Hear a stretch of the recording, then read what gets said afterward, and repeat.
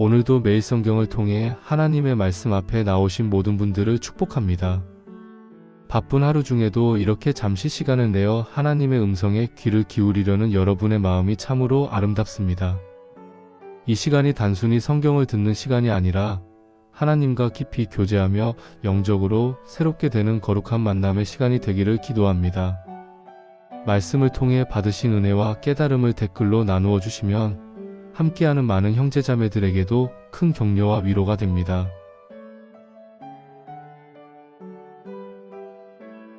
깊은 밤 온 세상이 고요해질 때면 우리의 마음도 자연스럽게 깊은 곳을 향해 기울어집니다. 낮에는 너무 바빠서 미처 돌아보지 못했던 마음의 상처들, 해결되지 않은 문제들, 불안한 미래에 대한 걱정들이 어둠과 함께 찾아와 우리를 괴롭히곤 합니다. 사랑하는 성도님들도 그런 경험을 하고 계시지 않습니까? 하루 종일 직장에서, 집에서, 그리고 사업장에서 바쁘게 살아가다 보면 정작 가장 중요한 것, 바로 하나님과의 교제 시간을 갖기가 참으로 어렵습니다. 아침에는 출근 준비로 분주하고 낮에는 일에 치여 정신없이 보내며 저녁에는 집안일과 자녀들 돌보느라 시간이 훌쩍 지나갑니다. 그러다가 밤이 되어서야 비로소 조용한 시간을 갖게 되는데 막상 성경을 펼쳐들면 하루의 피로 때문에 집중하기가 쉽지 않습니다. 특히 구약 성경은 39권이나 되는 방대한 분량의 역사서, 시가서, 예언서 등 다양한 장르가 섞여 있어서 어디서부터 어떻게 읽어야 할지 막막할 때가 많습니다. 구약의 족장들 이름도 어렵고 지명도 생소하며 당시의 문화적 배경을 이해하기도 쉽지 않습니다. 그래서 많은 성도들이 구약 성경을 어려워하고 멀리하게 됩니다. 하지만 구약 성경 안에는 정말로 보석 같은 말씀들이 가득합니다. 수천 년 동안 수많은 사람들의 마음을 위로하고 격려해온 놀라운 말씀들이 있습니다. 절망의 순간에 희망을 주고 두려움의 순간에 용기를 주며 외로움의 순간에 동행의 은혜를 주는 귀한 말씀들이 구약 성경 곳곳에 숨어 있습니다. 오늘은 그런 보배로운 말씀들 중에서도 특별히 많은 사람들의 사랑을 받아온 4구절을 선별해서 여러분과 함께 나누고자 합니다. 이 말씀들은 단순히 지식으로 아는 것이 아니라 마음으로 받아들이고 삶으로 체험할 때 진정한 힘이 됩니다. 특히 잠들기 전 조용한 시간에 이 말씀들을 천천히 묵상하면서 하나님과 깊은 교제의 시간을 가져보시기 바랍니다.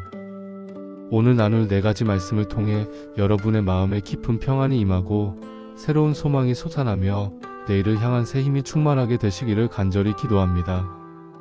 이 말씀들이 여러분의 베개마 친구가 되어서 매일 밤 여러분을 위로하고 격려해주는 하나님의 음성이 되기를 바랍니다. 첫 번째로 나눌 말씀은 모든 성도들이 가장 사랑하는 시편 23편 1절입니다. 여호와는 나의 목자시니 내게 부족함이 없으리로다. 이 한 구절 안에 담긴 의미는 정말로 깊고 넓습니다. 이 말씀이야말로 구약 성경 전체를 통틀어서 가장 많은 사람들의 마음에 위로가 되어온 구절이 아닐까 싶습니다. 전 세계 어느 나라를 가더라도 어떤 언어로 번역되어 있더라도 이 구절만큼은 모든 성도들이 암송하고 있을 정도로 사랑받는 말씀입니다. 이 말씀을 기록한 다윗 왕의 삶을 살펴보면 더욱 깊은 감동을 받게 됩니다. 다윗은 어린 시절부터 베들레헴 들판에서 아버지의 양떼를 돌보는 목동이었습니다. 그 시절 다윗은 직접 목자의 역할을 해보면서 목자와 양의 관계가 얼마나 특별한지를 몸소 체험했습니다. 목자는 단순히 양을 돌보는 사람이 아닙니다. 양들의 생명을 책임지는 사람입니다. 양들이 좋은 꼴을 먹을 수 있도록 푸른 초장을 찾아 인도하고 목마를 때는 잔잔한 물가로 데려갑니다. 위험한 짐승들로부터 양들을 보호하기 위해 밤낮으로 깨어있으며 양이 길을 잃으면 끝까지 찾아 나섭니다. 심지어 양을 위해 자신의 생명까지도 내어줄 각오가 되어 있는 것이 참된 목자입니다. 다윗 자신도 양을 지키기 위해 사자와 곰과 싸워 이긴 경험이 있었습니다. 그런 다윗이기에 하나님을 목자로 표현했을 때 그 의미가 얼마나 깊고 절실했는지를 알 수 있습니다. 다윗은 자신이 양들에게 해준 것보다 훨씬 더 크고 완전한 사랑으로 하나님이 자신을 돌보아 주신다는 것을 고백한 것입니다. 시편 23편 전체를 보면 이 진리가 더욱 구체적으로 드러납니다.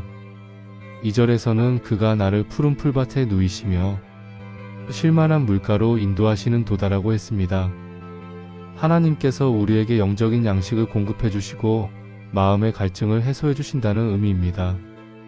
3절에서는 내 영혼을 소생시키시고 자기 이름을 위하여 의의 길로 인도하시는 도다라고 했습니다. 지치고 상한 우리의 영혼을 회복시켜 주시고 올바른 길로 인도해 주신다는 약속입니다. 4절에서는 내가 사망의 음침한 골짜기로 다닐지라도 해를 두려워하지 않을 것은 주께서 나와 함께 하심이라고 고백했습니다. 인생에서 가장 어렵고 절망적인 순간에도 하나님께서 함께 하신다는 확신입니다. 5절에서는 주께서 내 원수의 목전에서 내게 상을 차려주시고 기름을 내 머리에 부으셨으니 내 잔이 넘치나이다 라고 했습니다. 하나님께서 우리를 영화롭게 하시고 풍성한 축복을 주신다는 고백입니다. 6절에서는 내 평생의 선하심과 인자하심이 반드시 나를 따르리니 내가 여호와의 집에 영원히 살리로다로 끝납니다. 하나님의 선하심과 사랑이 평생 우리와 함께하며 영원히 하나님과 동행하게 될 것이라는 소망의 고백입니다. 이 모든 축복의 근거가 바로 1절의 여호와는 나의 목자신이라는 고백에 있습니다. 하나님이 나의 목자가 되어주신다는 것은 내가 혼자가 아니라는 뜻입니다. 내가 스스로 모든 것을 감당해야 한다는 부담에서 벗어날 수 있다는 의미입니다. 목자이신 하나님께서 나를 위해 모든 것을 예비해 주시고 나를 보호해 주시며 나를 올바른 길로 인도해 주신다는 확신을 가질 수 있습니다. 그래서 내게 부족함이 없으리로다라고 담대하게 고백할 수 있는 것입니다. 여기서 부족함이 없다는 것은 단순히 물질적으로 풍족하다는 의미가 아닙니다. 히브리어 원어로 보면 헤세르라는 단어인데 이는 결핍 필요, 부족이라는 뜻입니다. 즉 참으로 필요한 것에는 결코 부족함이 없을 것이라는 약속입니다. 하나님께서 우리에게 정말로 필요한 것이 무엇인지를 아시고 그것을 적절한 때에 공급해 주신다는 의미입니다. 때로는 우리가 원하는 것과 하나님께서 주시는 것이 다를 수 있습니다. 우리는 더 많은 돈을 원할 수도 있고 더 좋은 집을 원할 수도 있으며 더 높은 지위를 원할 수도 있습니다. 하지만 하나님께서는 우리에게 진정으로 필요한 것이 무엇인지를 아십니다. 영혼의 평안, 마음의 기쁨, 가족의 화목, 건강한 몸과 마음, 올바른 인간관계 등 돈으로 살 수 없는 진정한 축복들을 주십니다. 실제로 많은 성도들이 이 말씀을 통해 놀라운 체험을 했습니다. 한 성도님은 사업이 어려워져서 경제적으로 막막한 상황에 처했을 때 이 말씀을 붙잡고 기도했다고 합니다. 처음에는 아무런 변화가 없는 것 같았지만 계속해서 하나님을 목자로 믿고 의지하는 가운데 예상치 못한 곳에서 도움의 손길이 나타났다고 간증하셨습니다. 그것도 단순히 경제적인 해결뿐만 아니라 그 과정에서 하나님에 대한 믿음이 더욱 견고해지고 가족들과의 관계도 더욱 돈독해졌다고 하셨습니다. 또 다른 성도님은 자녀의 진로 문제로 밤잠을 이루지 못할 정도로 고민이 많았는데 이 말씀을 묵상하면서 하나님께서 자녀에게도 가장 좋은 길을 예비해 주실 것을 믿게 되었다고 합니다. 부모의 욕심을 내려놓고 하나님께 맡기는 마음으로 기도했더니 자녀 스스로 올바른 결정을 내리게 되었고 지금은 만족스러운 삶을 살고 있다고 간증하셨습니다. 또 어떤 성도님은 건강상의 문제로 큰 수술을 받아야 하는 상황에서 이 말씀을 통해 큰 위로를 받았다고 합니다. 수술 결과에 대한 두려움과 불안감이 컸지만 하나님이 자신의 목자가 되어주신다는 확신 가운데 평안을 얻을 수 있었고 수술도 성공적으로 마칠 수 있었다고 하셨습니다. 무엇보다 그 과정에서 하나님의 사랑을 더욱 깊이 체험하게 되었다고 간증하셨습니다. 이처럼 이 말씀은 단순한 글자가 아니라 살아있는 하나님의 음성입니다. 우리가 이 말씀을 믿고 받아들일 때 실제로 우리의 삶에 하나님의 능력이 나타납니다. 사랑하는 성도님들도 오늘 밤부터 잠들기 전에 이 말씀을 천천히 묵상해 보시기 바랍니다. 여호와는 나의 목자시니 내게 부족함이 없으리로다. 이 고백이 여러분의 마음 깊은 곳에서 솟아나올 때까지 반복해서 말씀해 보십시오. 하나님께서 나의 목자가 되어주신다는 확신이 마음에 자리 잡을 때 모든 염려와 걱정을 내려놓고 평안한 마음으로 잠들 수 있을 것입니다. 두 번째로 함께 나눌 말씀은 이사야 40장 31절입니다. 오직 여호와를 앙망하는 자는 새 힘을 얻으리니 독수리의 날개치며 올라감 같을 것이요. 다른 박질하여도 곤피하지 아니하며 걸어가도 피곤하지 아니하리로다. 이 말씀은 특히 지치고 피곤할 때, 더 이상 앞으로 나아갈 힘이 없다고 느낄 때 큰 격려가 되는 구절입니다. 이사야 40장의 전체적인 배경을 살펴보면 이 말씀의 의미가 더욱 깊이 다가옵니다. 이스라엘 백성들이 바벨론의 포로로 끌려가서 70년 동안 고생하고 있던 시기입니다. 예루살렘 성전은 완전히 파괴되었고 성벽은 무너졌으며 왕궁도 불타버렸습니다. 나라를 잃고 고향을 떠나 낯선 땅에서 노예와 같은 삶을 살아야 하는 절망적인 상황이었습니다. 많은 사람들이 하나님이 자신들을 완전히 버리신 것은 아닌지, 다시는 고향으로 돌아갈 수 없는 것은 아닌지 의심하고 있었습니다. 어떤 사람들은 바벨론의 신들이 여호와 하나님보다 더 강하기 때문에 이스라엘이 패배한 것이라고 생각하기도 했습니다. 신앙이 흔들리고 희망을 잃어가는 상황에서 하나님께서 이사야 선지자를 통해 주신 말씀이 이사야 40장입니다. 40장 1절부터 보면 너희의 하나님이 이르시되 위로하라 내 백성을 위로하라고 시작됩니다. 하나님께서 당신의 백성들을 위로하시려는 마음으로 이 말씀을 주신 것입니다. 그리고 31절에 이르러서는 구체적으로 어떻게 새 힘을 얻을 수 있는지를 말씀해 주셨습니다. 오직 여호와를 앙망하는 자는 새 힘을 얻으리니, 여기서 핵심은 앙망한다는 단어입니다. 이 단어의 히브리어 원어는 카바인데 단순히 기다린다는 의미가 아닙니다. 밧줄을 꼬듯이 단단히 연결한다는 뜻이 있습니다. 즉 하나님과 나 사이의 관계를 밧줄처럼 단단히 묶어서 끊어지지 않게 한다는 의미입니다. 어떤 상황에서도 어떤 어려움이 와도 하나님을 향한 믿음의 줄을 놓지 않겠다는 굳은 결심을 표현한 것입니다. 또 다른 의미로는 갈망한다, 간절히 바란다는 뜻도 있습니다. 목마른 사슴이 시냇물을 찾듯이 배고픈 사람이 음식을 갈망하듯이 하나님을 간절히 사모하는 마음을 의미합니다. 이런 마음으로 하나님을 앙망하는 자들에게 하나님께서는 새 힘을 주신다고 약속하셨습니다. 여기서 새 힘이라고 번역된 히브리어는 할라프인데 이는 바꾸다, 새롭게 하다는 뜻입니다. 단순히 기존의 체력을 회복시켜주는 것이 아니라 완전히 새로운 차원의 힘을 주신다는 의미입니다. 육체적인 힘뿐만 아니라 정신적, 영적인 힘까지 포함하는 총체적인 새 힘을 말합니다.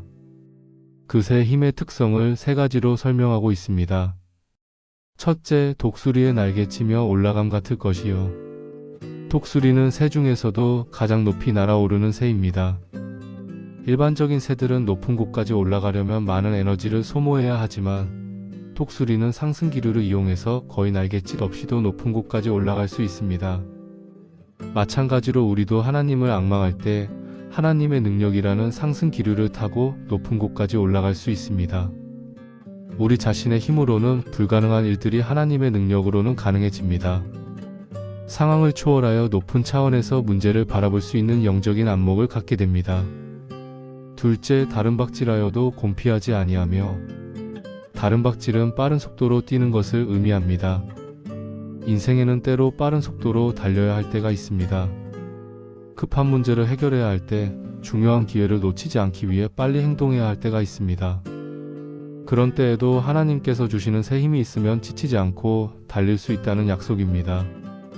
셋째, 걸어가도 피곤하지 아니하리로다. 걸어가는 것은 일상적이고 지속적인 삶을 의미합니다. 인생의 대부분은 화려하게 날아오르는 순간이나 빠르게 달리는 순간보다는 평범하게 걸어가는 일상의 연속입니다. 그런 평범한 일상을 살아가는 데에도 하나님의 힘이 필요합니다. 매일매일 반복되는 일들을 감당하고 작은 문제들을 해결하며 꾸준히 신앙생활을 해나가는 것도 하나님의 은혜가 필요한 일입니다. 하나님께서는 그런 일상의 걸음에도 피곤하지 않을 새 힘을 주신다고 약속하셨습니다. 이 말씀이 주는 교훈과 위로는 정말 큽니다. 우리 인생을 살다 보면 정말 지치고 피곤할 때가 많습니다.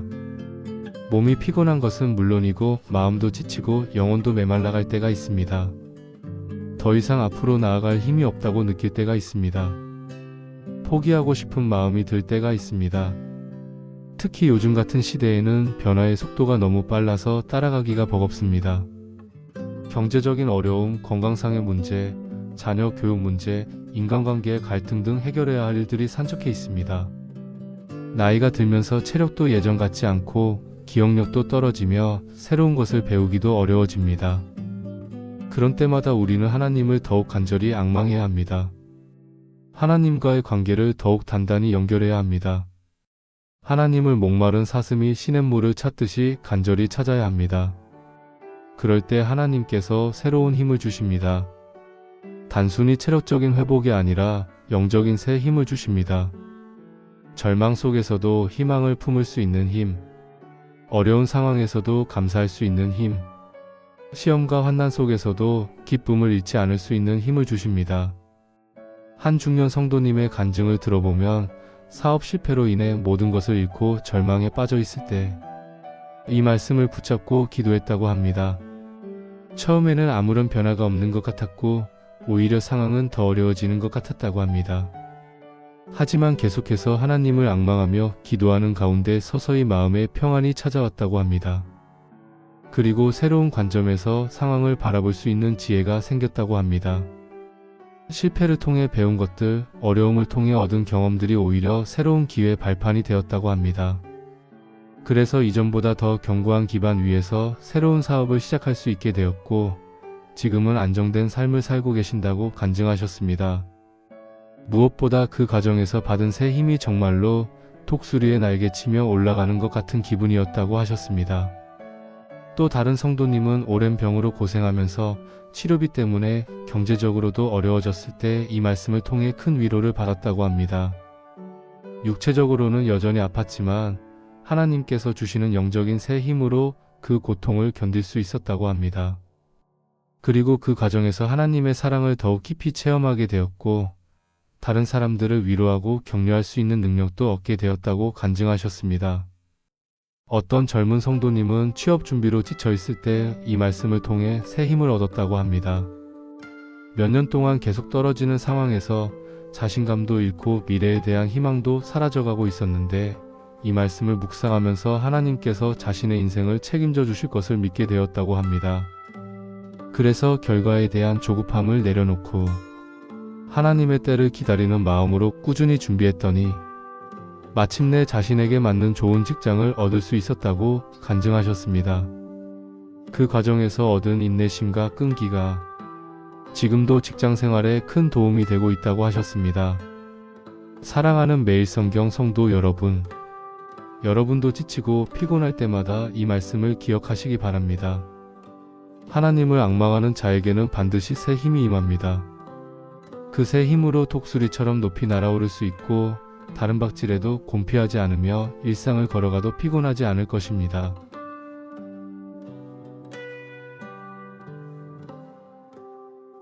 세 번째로 함께 나눌 말씀은 잠언 3장 5절에서 6절입니다. 너는 마음을 다하여 여호와를 의뢰하고 내 명철을 의지하지 말라. 너는 범사의 그를 인정하라. 그리하면 내 길을 지도하시리라. 이 말씀은 우리 인생의 방향과 선택에 관련된 가장 중요한 원리를 제시하는 구절입니다. 잠언서는 솔로몬 왕이 하나님께로부터 받은 지혜를 기록한 책입니다. 솔로몬은 왕이 되었을 때 하나님께서 무엇을 원하느냐고 물으셨을 때 지혜를 구했습니다. 이 요청이 하나님을 기쁘게 했기 때문에 하나님께서는 지혜뿐만 아니라 부와 영광과 장수까지 덤으로 주셨습니다. 그런 솔로몬이 수많은 경험과 하나님께서 주신 지혜를 통해 깨달은 인생의 가장 중요한 원리가 바로 이 말씀입니다. 이 말씀을 자세히 분석해보면 세 가지 핵심 요소로 구성되어 있습니다. 첫째, 너는 마음을 다하여 여호와를 의뢰하고. 여기서 의뢰한다는 것은 히브리어로 바타흐라는 단어입니다. 이 단어는 전적으로 믿고 맡긴다는 뜻이지만 동시에 안전한 곳에 피한다는 의미도 가지고 있습니다. 즉 하나님을 나의 안전한 피난처로 삼고 전적으로 의지한다는 뜻입니다. 마음을 다하여라는 표현은 반쪽 마음이 아니라 전심으로 100% 완전히 의뢰하라는 의미입니다. 때로는 우리가 하나님을 의뢰한다고 하면서도 마음 한편으로는 다른 것들을 더 믿고 의지할 때가 있습니다. 돈을 더 믿거나 자신의 능력을 더 믿거나 인맥을 더 믿거나 하는 경우가 있습니다. 하지만 참된 의뢰는 마음을 다해야 합니다. 모든 신뢰를 하나님께 집중해야 합니다. 둘째, 내 명철을 의지하지 말라. 여기서 명철은 히브리어로 비나인데 이해력, 분별력, 판단력을 의미합니다. 하나님께서 인간에게 주신 소중한 능력입니다.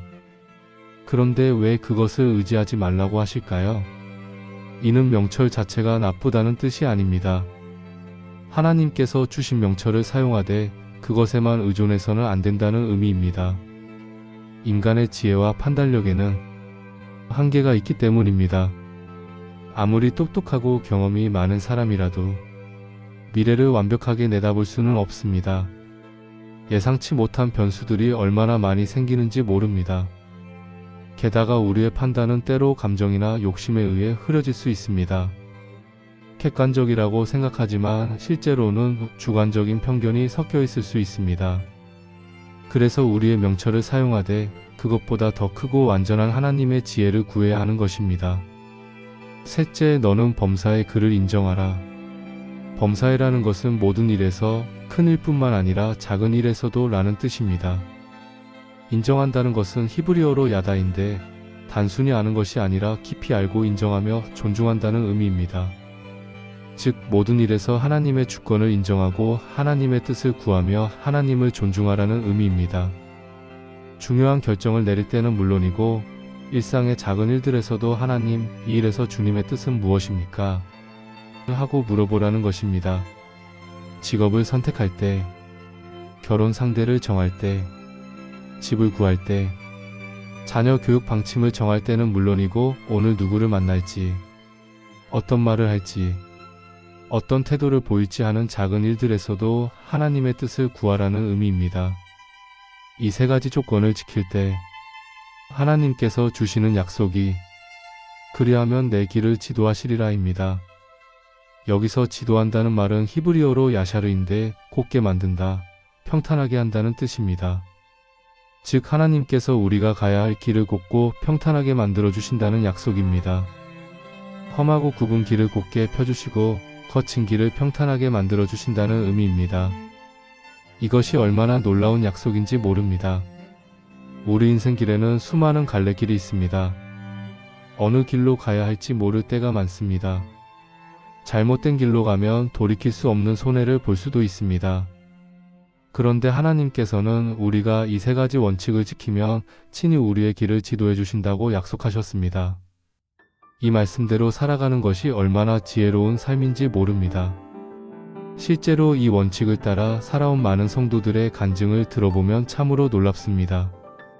한 청년이 대학 진학을 앞두고 전공을 선택할 때 이 말씀을 붙잡고 기도했다고 합니다.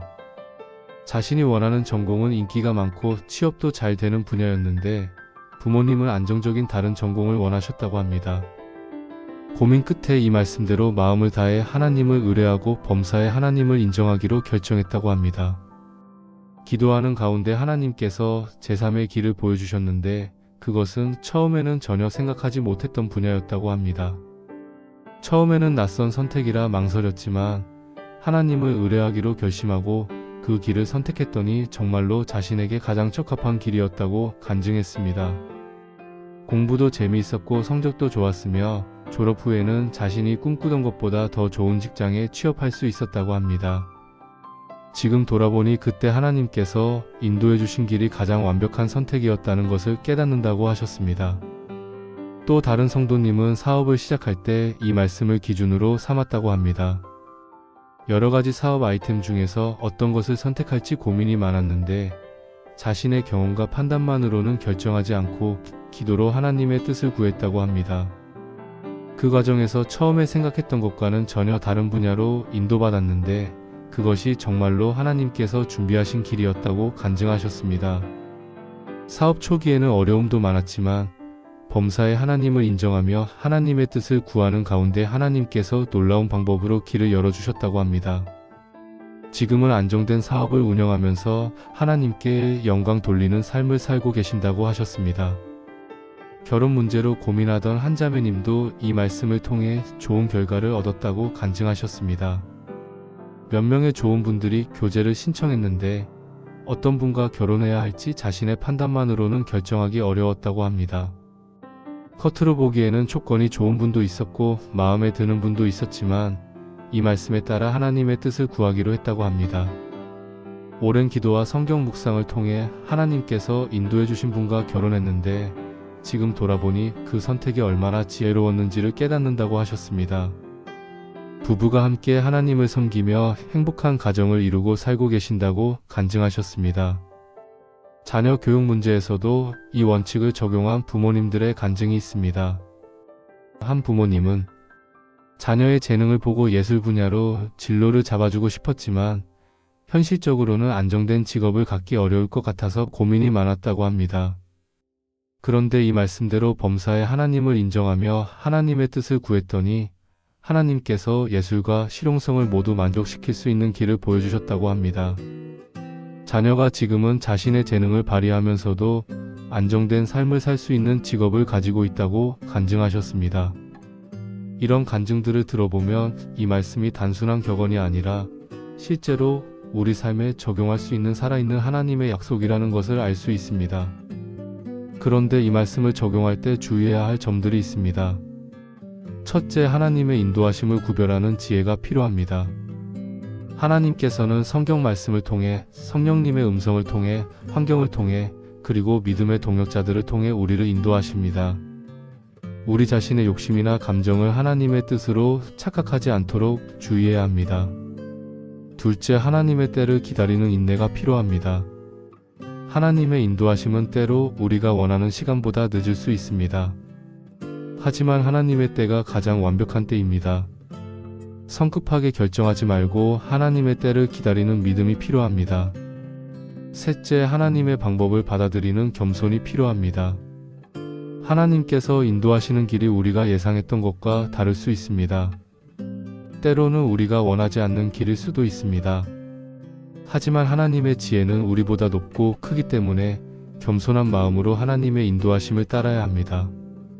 사랑하는 성도님들, 여러분도 어떤 결정을 내려야 할 때마다 이 말씀을 기억하시기 바랍니다. 마음을 다하여 하나님을 의뢰하고 자신의 명철만을 의지하지 말며 범사에 하나님을 인정할 때 하나님께서 가장 좋은 길로 인도해 주실 것입니다. 네 번째로 마지막에 함께 나눌 말씀은 예레미야 29장 11절입니다. 나 여호와가 말하노라. 너희를 향한 나의 생각을 내가 아나니 평안이요 재앙이 아니니라. 너희에게 미래와 희망을 주는 것이니라. 이 말씀은 절망적인 상황에서도 희망을 잃지 않게 해주는 놀라운 약속의 말씀입니다. 예레미야 29장의 역사적 배경을 자세히 살펴보면 이 말씀의 의미가 더욱 깊이 다가옵니다. 기원전 586년 바벨론의 느부갓네살 왕이 예루살렘을 완전히 정복했습니다. 솔로몬이 건축한 웅장했던 성전은 완전히 파괴되었고 성벽은 무너졌으며 왕궁도 불타버렸습니다. 시드기야 왕을 비롯한 왕족들과 제사장들, 선지자들, 그리고 기수자들과 부유한 사람들은 모두 포로로 끌려갔습니다. 이스라엘 민족이 가장 자랑스럽게 여겼던 모든 것들이 하루아침에 사라져버린 것입니다. 포로로 끌려간 사람들의 심정이 어땠을지 상상해 보십시오. 조상 대대로 살아온 고향을 떠나 낯선 땅으로 가야 하는 절망감, 언제 돌아올 수 있을지 모르는 불안감, 하나님이 자신들을 버리신 것은 아닌지 하는 의심까지 들어있는 상태였습니다. 더욱 힘들었던 것은 바벨론에서 만난 거짓 선지자들이 곧 해방될 것이다. 2년 안에 고향으로 돌아갈 것이다 라고 거짓 희망을 주면서 사람들을 더욱 혼란스럽게 만들었다는 것입니다. 그런 절망적이고 혼란스러운 상황에서 하나님께서 예레미야 선지자를 통해 바벨론에 있는 포로들에게 편지를 보내셨습니다. 그 편지의 핵심 내용이 바로 29장 11절의 말씀입니다. 하나님께서는 당신의 백성들이 절망하고 있다는 것을 아셨습니다. 미래에 대한 희망을 잃어가고 있다는 것을 아셨습니다. 하나님이 자신들을 버리셨다고 생각하고 있다는 것을 아셨습니다. 바로 그런 백성들에게 하나님께서 직접 말씀하신 것입니다. 나 여호와가 말하노라. 이 표현은 히브리어로 네움 아도나이인데 하나님께서 친히 선언하신다는 매우 강한 표현입니다. 하나님께서 당신의 권위와 신실하심을 걸고 하시는 말씀이라는 의미입니다. 너희를 향한 나의 생각을 내가 아나니. 여기서 생각이라고 번역된 히브리어는 마하샤바입니다. 이 단어는 단순한 생각이 아니라 계획, 설계도, 의도라는 뜻입니다. 건축가가 건물을 짓기 전에 정교한 설계도를 그리는 것처럼 하나님께서도 우리를 향한 완벽한 계획을 가지고 계시다는 의미입니다. 그것도 즉흥적으로 만든 계획이 아니라 영원 전부터 세우신 완벽한 계획입니다. 평안이요 재앙이 아니니라. 하나님의 계획은 평안의 계획이라고 하셨습니다. 여기서 평안은 히브리어로 샬롬인데 이는 단순히 문제가 없는 상태를 의미하는 것이 아닙니다. 모든 것이 하나님의 뜻대로 온전하게 된 상태를 의미합니다. 몸과 마음과 영혼이 모두 건강하고 하나님과의 관계도 온전하며 사람들과의 관계도 화목하고 물질적으로도 풍족한 완전한 복된 상태를 말합니다. 반대로 재앙이 아니다라고 하신 것은 하나님께서 우리를 해치려는 의도가 전혀 없다는 뜻입니다. 비록 현재 어려운 상황에 처해 있을지라도 그것이 하나님의 최종 목적이 아니라는 것입니다. 하나님께서는 그 어려움을 통해서도 궁극적으로는 우리에게 유익을 주시려는 것입니다. 너희에게 미래와 희망을 주는 것이니라. 이 부분의 히브리어를 직역하면 미래와 소망을 주는 것입니다. 여기서 미래는 아하리트라는 단어인데 단순히 앞으로 올 시간이 아니라 좋은 결말, 복된 결과를 의미합니다. 소망은 티크바라는 단어인데 확신에 찬 기대, 반드시 이루어질 것에 대한 확신을 의미합니다. 즉 하나님께서는 우리에게 복된 미래와 확실한 소망을 주신다는 약속입니다. 이 말씀이 주는 위로와 격려는 정말 크지 않습니까? 우리 인생에는 정말 힘들고 어려운 시기들이 있습니다. 건강상의 문제로 고통받을 때도 있고 경제적인 어려움으로 막막할 때도 있으며 인간관계에서 깊은 상처를 받을 때도 있습니다. 자녀 문제로 마음 아파할 때도 있고 노후에 대한 불안감에 시달릴 때도 있습니다. 사업이 어려워질 때도 있고 질병으로 고생할 때도 있으며 사랑하는 사람을 잃고 슬퍼할 때도 있습니다. 그런 때마다 우리는 왜 이런 일이 나에게 일어날까? 하나님이 나를 버리신 것은 아닐까? 앞으로 어떻게 살아가야 할까? 하는 의문과 절망에 빠지게 됩니다. 바로 그런 순간에 이 말씀을 기억해야 합니다. 하나님의 계획은 평안의 계획이라는 것을 하나님께서 우리에게 미래와 희망을 주신다는 것을 믿어야 합니다. 현재의 어려움이 끝이 아닙니다. 하나님의 계획은 그 어려움을 통해서도 우리에게 선한 것을 이루어 주시는 것입니다. 로마서 8장 28절에서 말씀하시는 것처럼 하나님을 사랑하는 자들에게는 모든 것이 협력하여 선을 이룹니다. 당장 이해되지 않는 일들도 나중에는 하나님의 선하신 계획의 일부였다는 것을 알게 됩니다. 실제로 많은 성도들이 이 말씀을 통해 큰 위로를 받고 놀라운 체험을 했습니다. 한 성도님은 암 진단을 받고 절망에 빠져 있을 때 이 말씀을 붙잡고 기도했다고 합니다. 처음에는 왜 하필 나에게 이런 일이 일어났을까 하는 원망의 마음도 있었지만 이 말씀을 묵상하면서 하나님의 계획을 믿게 되었다고 합니다. 치료 과정이 힘들었지만 하나님께서 미래와 희망을 주신다는 약속을 붙잡고 견뎌냈다고 합니다. 결과적으로 완치되었을 뿐만 아니라 그 과정에서 하나님에 대한 믿음이 더욱 깊어졌고 같은 병으로 고생하는 사람들을 위로하고 격려할 수 있는 사역까지 하게 되었다고 간증하셨습니다. 지금 돌아보니 그 힘든 경험조차도 하나님의 선하신 계획의 일부였다는 것을 깨닫는다고 하셨습니다. 사업 실패로 좌절했던 또 다른 성도님도 이 말씀을 통해 새로운 희망을 얻었다고 간증하셨습니다. 수년간 정성껏 키워온 사업이 갑작스런 경기 악화로 망하게 되었을 때 모든 것을 잃었다는 절망감에 빠져 있었다고 합니다. 하지만 이 말씀을 묵상하면서 하나님께서 자신에게 더 좋은 계획을 가지고 계실 것을 믿게 되었다고 합니다. 실패를 통해 얻은 경험과 교훈을 바탕으로 새로운 분야에 도전했더니 이전보다 더 안정되고 보람있는 일을 할 수 있게 되었다고 합니다. 무엇보다 그 과정에서 하나님을 더욱 깊이 의지하게 되었고 겸손한 마음을 갖게 되었으며 다른 사람들의 어려움을 이해하고 도울 수 있는 마음이 생겼다고 간증하셨습니다. 이혼의 아픔을 겪었던 한 성도님도 이 말씀을 통해 새로운 삶을 시작할 수 있었다고 하셨습니다. 결혼 생활의 파탄으로 깊은 상처를 받고 미래에 대한 희망을 완전히 잃었을 때 이 말씀이 큰 위로가 되었다고 합니다. 하나님께서 자신에게도 미래와 희망이 있다는 약속을 주셨기 때문에 다시 일어설 수 있는 용기를 얻었다고 합니다. 혼자서 자녀를 키우는 것이 쉽지 않았지만 하나님의 평안의 계획을 믿고 하루하루 최선을 다해 살았더니 정말로 새로운 기회들이 생겼다고 합니다.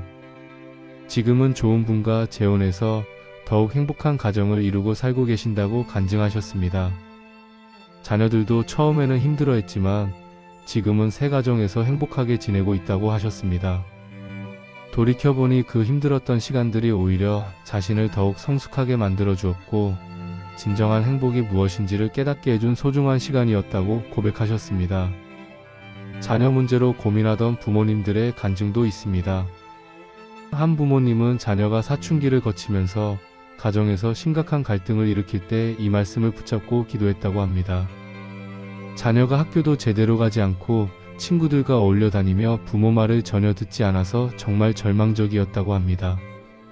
하지만 이 말씀을 통해 하나님께서 그 자녀에게도 미래와 희망을 주신다는 약속을 믿고 포기하지 않고 기도했다고 합니다. 몇 년간 참고 기다리며 사랑으로 돌보는 가운데 자녀가 서서히 변화되기 시작했고 지금은 훌륭한 성인이 되어 오히려 부모에게 힘이 되어주고 있다고 간증하셨습니다. 그 힘들었던 시간들이 부모로서 더욱 겸손해지고 하나님께 더욱 의지하게 만들어준 귀한 시간이었다고 고백하셨습니다. 실직으로 어려움을 겪었던 성도님의 간증도 있습니다. 오랫동안 다니던 회사에서 구조조정으로 갑자기 해고되었을 때 나이도 많고 경력도 특별하지 않아서 재취업이 쉽지 않았다고 합니다. 몇 달간 구직 활동을 했지만 좋은 결과를 얻지 못해서 자신감도 잃고 가족들에게 미안한 마음뿐이었다고 합니다. 그런 때 이 말씀을 묵상하면서 하나님께서 자신에게도 좋은 계획을 가지고 계실 것을 믿게 되었다고 합니다. 조급해하지 않고 하나님의 때를 기다리며 꾸준히 노력한 결과 이전보다 더 좋은 조건의 직장을 얻을 수 있었다고 간증하셨습니다. 새로운 직장에서는 자신의 경험과 능력을 더욱 발휘할 수 있는 기회가 많았고 동료들과의 관계도 좋아서 이전보다 훨씬 만족스러운 직장 생활을 하고 계신다고 하셨습니다. 건강 문제로 고생하던 성도님의 간증도 인상 깊습니다. 갑작스런 교통사고로 중상을 입어 몇 개월간 병원에 입원해야 했을 때 육체적 고통은 물론 정신적 충격도 컸다고 합니다. 의사들도 완전한 회복은 어려울 것이라고 했기 때문에 미래에 대한 절망감이 컸다고 합니다. 하지만 이 말씀을 통해 하나님께서 자신에게도 미래와 희망을 주신다는 약속을 붙잡고 포기하지 않았다고 합니다. 재활 치료를 받으며 하루하루 최선을 다한 결과 의사들도 놀랄 정도로 빠른 회복을 보였다고 합니다. 지금은 거의 정상적인 생활이 가능할 정도로 회복되었고 그 과정에서 생명의 소중함과 하나님의 은혜를 더욱 깊이 깨닫게 되었다고 간증하셨습니다. 노년기에 접어든 성도님들의 간증도 있습니다. 한 어르신은 은퇴 후 갑자기 무료해지고 자신이 쓸모없는 존재처럼 느껴져서 우울감에 빠져 있었다고 합니다. 건강도 예전 같지 않고 기억력도 떨어져서 노후에 대한 불안감이 컸다고 합니다. 하지만 이 말씀을 묵상하면서 하나님께서 노년기에도 좋은 계획을 가지고 계실 것을 믿게 되었다고 합니다. 교회에서 여러 가지 봉사를 시작했고 젊은 세대들을 위해 기도하며 격려하는 일에 힘썼더니 오히려 인생에서 가장 보람된 시기를 보내고 계신다고 간증하셨습니다. 많은 사람들이 그분의 지혜와 경험을 귀하게 여기고 있고 그분도 자신이 여전히 쓰임받을 수 있다는 것에 큰 기쁨을 느끼고 계신다고 하셨습니다. 이런 간증들을 들어보면 이 말씀이 단순한 위로의 말이 아니라 실제로 우리 삶에서 성취되는 하나님의 살아있는 약속이라는 것을 알 수 있습니다. 하지만 이 말씀을 올바르게 이해하기 위해서는 몇 가지 중요한 점들을 기억해야 합니다. 첫째, 하나님의 계획은 우리의 계획과 다를 수 있다는 것입니다. 우리가 생각하는 평안과 하나님께서 주시는 평안이 다를 수 있습니다. 우리는 문제가 전혀 없는 상태를 평안이라고 생각하지만 하나님께서는 문제 속에서도 누릴 수 있는 평안을 주실 수 있습니다. 우리가 원하는 미래와 하나님께서 예비하신 미래가 다를 수도 있습니다. 하지만 하나님의 계획이 항상 우리에게 최선이라는 것을 믿어야 합니다. 둘째, 하나님의 때는 우리의 때와 다르다는 것입니다. 우리는 빨리 문제가 해결되기를 원하지만 하나님께서는 당신의 완벽한 때에 모든 것을 이루십니다. 인내하며 기다리는 것도 믿음의 중요한 부분입니다. 하나님의 약속은 반드시 이루어지지만 우리가 원하는 시간에 이루어지지 않을 수 있습니다. 셋째, 어려움 자체도 하나님의 계획의 일부일 수 있다는 것입니다. 하나님께서는 때로 어려움을 통해 우리를 더욱 성숙하게 만드시고 더 큰 축복을 주시기 위해 준비시키십니다. 요셉이 노예와 제수로 고생했던 시간들이 결국 애굽의 총리가 되기 위한 준비 과정이었던 것처럼 우리의 어려움도 더 큰 축복을 위한 과정일 수 있습니다. 넷째, 이 약속은 하나님을 사랑하고 하나님의 뜻에 순종하는 사람들에게 주어진다는 것입니다. 하나님을 무시하고 자기 마음대로 살면서 이 약속만 붙잡을 수는 없습니다. 하나님과의 올바른 관계 속에서 이 약속이 성취됩니다. 다섯째, 궁극적인 미래와 희망은 영원한 천국에서 완성된다는 것입니다. 이 땅에서의 축복도 중요하지만 더 중요한 것은 영원한 하나님 나라에서 누릴 완전한 평안과 기쁨입니다. 그런 관점에서 현재의 어려움을 바라볼 때 더욱 큰 소망을 가질 수 있습니다. 사랑하는 매일성경 가족들, 지금 어떤 어려움 속에 계신다고 해도 이 말씀을 기억하시기 바랍니다. 하나님의 계획은 평안의 계획입니다. 하나님께서 여러분에게 미래와 희망을 주실 것입니다. 현재의 상황이 절망적으로 보일지라도 하나님께는 여러분을 위한 좋은 계획이 준비되어 있습니다. 그 계획을 믿고 하나님께 맡기시기 바랍니다. 오늘 함께 나눈 4가지 말씀을 다시 한번 정리해 보겠습니다. 첫 번째로 시편 23편 1절을 통해 여호와께서 우리의 목자가 되어 주셔서 우리에게 부족함이 없게 해주신다는 놀라운 약속을 확인했습니다. 하나님이 우리의 목자가 되어 주신다는 것은 우리가 혼자가 아니라는 뜻이며 하나님께서 우리에게 참으로 필요한 모든 것을 공급해 주신다는 의미입니다. 이 말씀을 통해 우리는 모든 염려와 걱정을 하나님께 맡기고 평안한 마음으로 잠들 수 있습니다. 두 번째로 이사야 40장 31절을 통해 하나님을 앙망하는 자에게는 새 힘이 임한다는 위로의 말씀을 나누었습니다. 아무리 지치고 피곤해도 하나님과의 관계를 단단히 연결하고 하나님을 간절히 사모할 때 하나님께서 완전히 새로운 차원의 힘을 주십니다. 독수리처럼 높이 날아오를 수 있는 힘, 다른 박질에도 곤피하지 않는 힘, 일상을 걸어가도 피곤하지 않는 힘을 주십니다.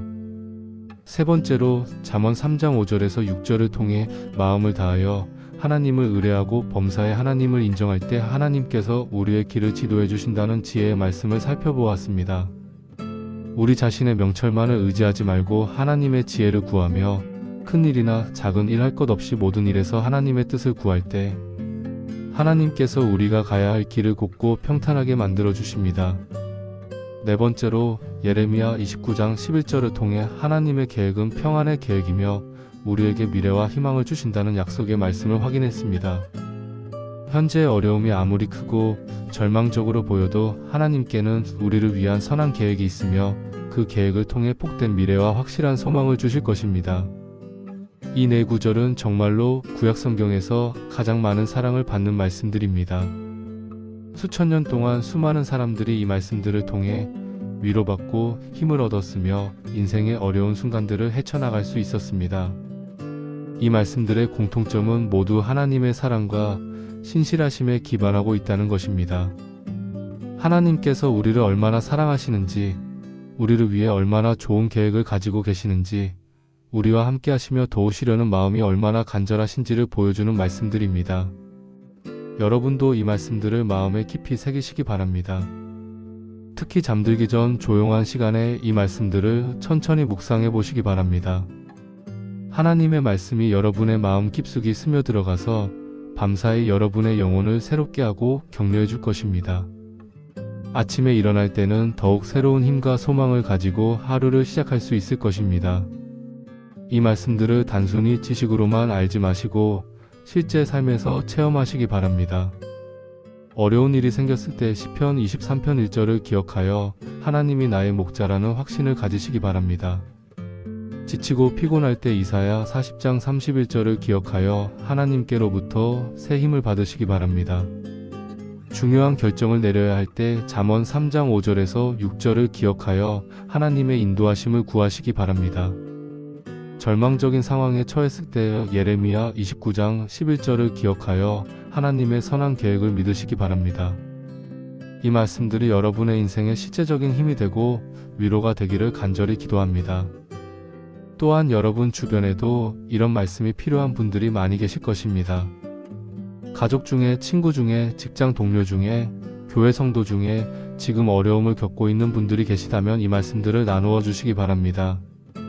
하나님의 말씀은 나눌 때 더욱 큰 힘이 됩니다. 한 사람이 혼자 은혜 받는 것보다 여러 사람이 함께 은혜 받을 때 더욱 큰 기쁨이 됩니다.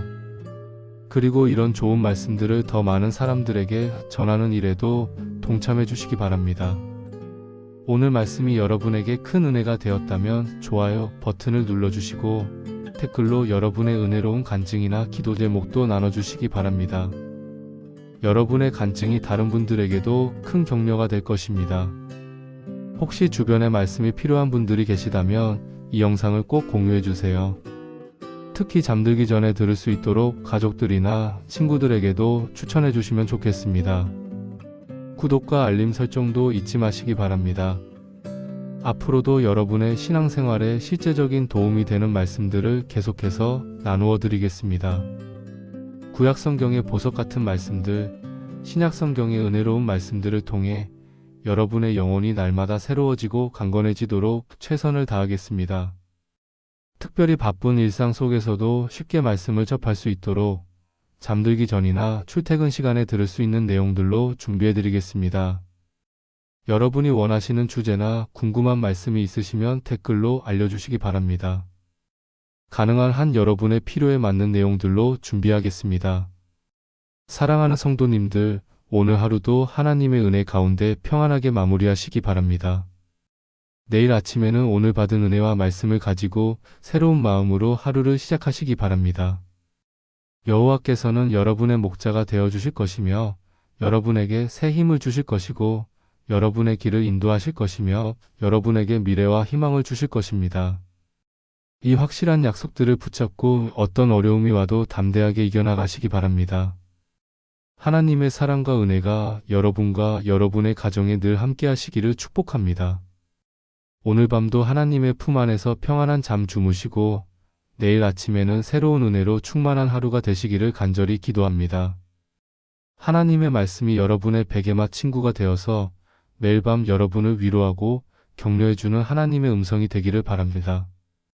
좋은 꿈 꾸시고 편안한 밤 되세요.